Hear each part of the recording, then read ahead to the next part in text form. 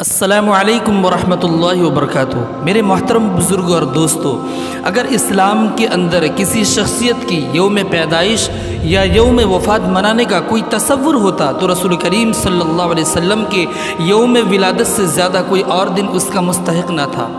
کیونکہ یہ وہ دن تھا جس میں اللہ تبارک و تعالیٰ نے پوری انسانیت کی رہنمائی کے لیے، پوری انسانیت کی ہدایت کے لیے، پوری انسانیت کی رہبری کے لیے اللہ تبارک و تعالیٰ نے پیارے حبیب صلی اللہ علیہ وسلم کو دنیا میں مبعوث فرمایا، دنیا کے اندر بھیجا، اور وہ ذات اقدس اس دنیا میں تشریف لائی جس کو ساری کائنات کی تخلیق کا مقصد بھی کہا جائے تو کوئی حرج نہیں۔ میرے محترم بزرگ دوستو، اگر میرے پیارے حبیب صلی اللہ علیہ وسلم دنیا میں تشریف لانے والے نہ ہوتے تو یہ کائنات کے نظام کو سجایا نہ جاتا، نہ یہ شمس و قمر ہوتے، نہ یہ جن و بشر ہوتے، نہ یہ شجر و حجر ہوتے، نہ یہ بحر و بر ہوتے، نہ یہ ارض و فلک ہوتے، نہ یہ حور و ملک ہوتے، نہ یہ 14 طبق ہوتے، نہ عرش و کرسی ہوتے، نہ عرش معلّہ ہوتے، نہ تحت الثری ہوتے، نہ یہ زمین ہوتی، نہ اس کی سرسبز شادابیاں ہوتی، نہ یہ آسمان ہوتے، نہ اس کی بلندیاں ہوتی، نہ پہاڑ ہوتے، نہ اس کی اونچائی ہوتی، نہ یہ چاند ہوتا، نہ اس کی چاندنی ہوتی،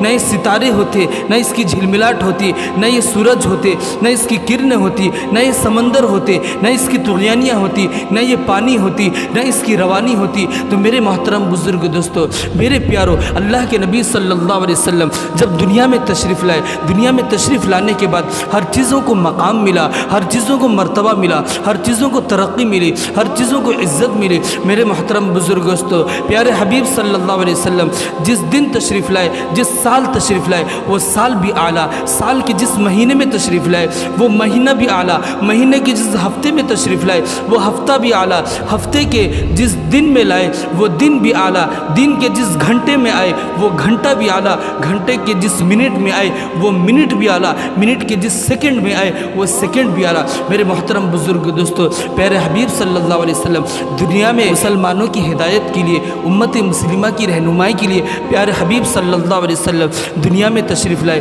اگر میرے محترم بزرگ دوستو، اگر دنیا کے اندر، اسلام کے اندر، شریعت کے اندر یہ کسی کی یوم پیدائش یا یوم وفات منانے کا کوئی تصور ہوتا تو پیارے حبیب صلی اللہ علیہ وسلم کی یوم پیدائش کو منایا جاتا، کیونکہ میرے نبی صلی اللہ علیہ وسلم جس دن کو لے کر کے آئے وہ تمام ادیان سے الگ ہے۔ ہم نے جو تعلیم و تبلیغ فرمائی وہ دین جو ہے تمام دینوں سے نرالا دین ہے، وہ سارے مذہبوں سے نرالا مذہب ہے۔ اس میں اللہ تبارک و تعالیٰ نے رسول کریم صلی اللہ علیہ وسلم سے اور آپ صلی اللہ علیہ وسلم کے ذریعے سے جو تعلیمات ہمیں عطا فرمائی وہ یہ نہیں کہ ہم رسمی طور پر دن منا لیں۔ یہ رسمی طور پر دن منانے سے کچھ نہیں ہوتا کہ کسی کا یوم پیدائش منا لو، کسی کا یوم وفات منا لو، اس کے اوپر جشن کر لو، اس کی یاد میں چراغاں کر لو، اس سے کچھ نہیں ہوتا۔ اصل بات یہ ہے کہ جو پیغام لے کر میرے نبی صلی اللہ علیہ وسلم دنیا میں تشریف لائے، جو تعلیم انہوں نے دی تھی، جو ہدایت عطا فرمائی تھی، اس پر کتنا عمل کیا۔ تو میرے محترم بزرگ دوستو، یہ رسمی طور پر دن منانے سے کچھ نہیں ہوتا۔ اگر 12 ربیع الاول یوم ولادت ہوتا تو پیارے حبیب صلی اللہ علیہ وسلم اگر جشن منانا ہوتا، پیارے حبیب صلی اللہ علیہ وسلم قرآن میں، حدیث میں اس چیز کو بتایا جاتا، اللہ کے نبی صلی اللہ علیہ وسلم اپنی امت کو بتا کر جاتے۔ جس نبی نے چپل پہننے کا طریقہ سکھایا، جس نبی نے کپڑا پہننے کا طریقہ سکھایا، کیا وہ نہیں بتاتے کہ میرے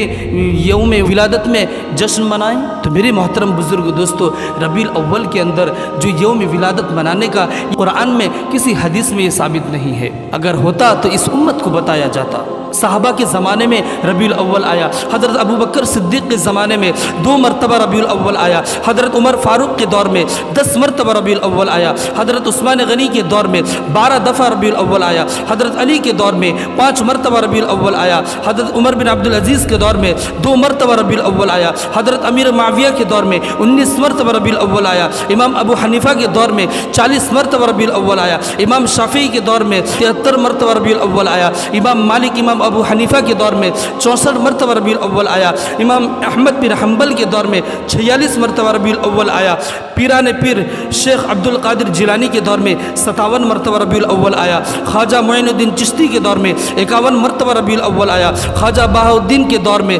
45 مرتبہ ربیع الاول آیا، خواجہ علاء الدین کے دور میں 42 مرتبہ ربیع الاول آیا، بابا فرید الدین کے دور میں 52 مرتبہ ربیع الاول آیا، سلطان العارفین کے دور میں 50 مرتبہ ربیع الاول آیا، امام غزالی کے دور میں 47 مرتبہ ربیع الاول آیا، امام رازی کے دور میں 41 مرتبہ ربیع الاول آیا، امام بخاری کے دور میں 38 مرتبہ ربیع الاول آیا، امام نسائی کے دور میں 46 مرتبہ ربیع الاول آیا۔ حضور صلی اللہ علیہ وسلم کی وفات سے لے کر احمد رضا بریلوی تک 4 لاکھ محدثین کے دور میں، مفسرین کے دور میں، علماء کے دور میں، اتقیاء کے دور میں، پیروں کے دور میں، اماموں کے دور میں 12 ربیع الاول آتا رہا۔ اتقیاء نے، ان اماموں نے، ان پیشواؤں نے، ان اصفیاء نے 12 ربیع الاول کے دن جلوس کیوں نہیں نکالا، جھنڈیاں کیوں نہیں لگائے، بتیاں کیوں نہیں لگائے؟ اس لیے کہ وہ جانتے تھے کہ 12 ربیع الاول نبی کی وفات کا دن ہے، اور وفات کے دن جو خوشیاں منائے، جو جھنڈیاں لگائے، وہ نبی صلی اللہ علیہ وسلم کا دشمن ہے، اس لیے کہ وہ 1400 سال کے امام پیغمبر کے عاشق تھے، اور تو اس دن خوشیاں کر کے جھنڈیاں لگا کر 1400 سال کی امام کا بھی باغی ہے، اور محمد رسول اللہ صلی اللہ علیہ وسلم کا بھی باغی ہے۔ تو میرے محترم بزرگ دوستو، اگر یہ شریعت میں ہوتا، اسلام میں ہوتا، نبی صلی اللہ علیہ وسلم اس دن کو بتا کر جاتے۔ جس نبی نے چپل پہننے کا طریقہ سکھایا، جس نبی نے بیت الخلاء میں جانے اور آنے کا طریقہ سکھایا، جس نبی نے کپڑا پہننے کا طریقہ سکھایا، جس نبی نے چلنے کا طریقہ سکھایا، جس نبی نے سونے کا طریقہ سکھایا، جس نبی نے سو کر اٹھنے کا طریقہ سکھایا، جس نبی نے بیٹھنے کا طریقہ سکھایا، جس نبی نے اٹھنے کا طریقہ سکھایا، کھانے کا طریقہ سکھایا، کیا وہ نبی یہ چیز نہیں بتا کر جاتے کہ میرے یوم ولادت میں خوشیاں منانا؟ تو میرے محترم بزرگ دوستو، جو چیز قرآن اور حدیث کے اندر نہیں، ان چیزوں کو کرنا، ان خرافات کو کرنا، یہ کیسا عشق رسول ہے؟ ہم نبی سے محبت کرتے ہیں، نبی نے جس باتوں کو نہیں بتایا، نبی سے محبت کس کو کہتے ہیں؟ نبی کے ایک ایک طریقے کو اپنانا، جیسے صحابہ نے اپنایا۔ صحابہ ایک ایک چیز کو فالو کرتے تھے، ایک ایک چیز کو اپنی زندگی میں لاتے تھے، وہ اصل چیز ہے، نبی کی سنتوں کے مطابق، نبی کے طریقے کے مطابق زندگی گزارنا۔ لیکن ہمارا طریقہ ناچ و گانا، ہمارا طریقہ جشن منانا، یہ کون سا طریقہ ہے؟ نبی نے نہیں بتایا، جو نبی نے نہیں بتایا۔ اور اللہ تبارک و تعالیٰ پیارے حبیب صلی اللہ علیہ وسلم جب پیدا ہوئے، جب دنیا میں تشریف لائے، تو رسول اللہ صلی اللہ علیہ وسلم جب دنیا میں تشریف لائے، طوفوا به مشارق الارض و مغاربها، اللہ تبارک و تعالیٰ فرشتوں سے کہنے لگے اس بچے کو مشرق مغرب شمال و جنوب میں پھرا دو، تاکہ پوری دنیا کو بتا دے، پوری دنیا کو بتا دو کہ جتنے لوگ آئیں گے سارے اس کے پیچھے چلیں گے تو سیدھے راستے میں جائیں گے، جو اس کے راستے میں نہیں چلے گا وہ جہنم میں جائے گا۔ تو میرے محترم بزرگ دوستو، ہم اپنے اوپر غور کریں، ہمارا طریقہ نبی صلی اللہ علیہ وسلم کے طریقے سے ملتا جلتا یا نہیں؟ یہ عشق رسول نہیں ہے کہ کسی کی یاد میں چراغا کر دو، کسی کی یاد میں جشن منا لو، یہ عشق رسول نہیں ہے۔ عشق رسول تو یہ ہے کہ پیارے حبیب صلی اللہ علیہ وسلم کے طریقے ہماری زندگی میں آ جائیں،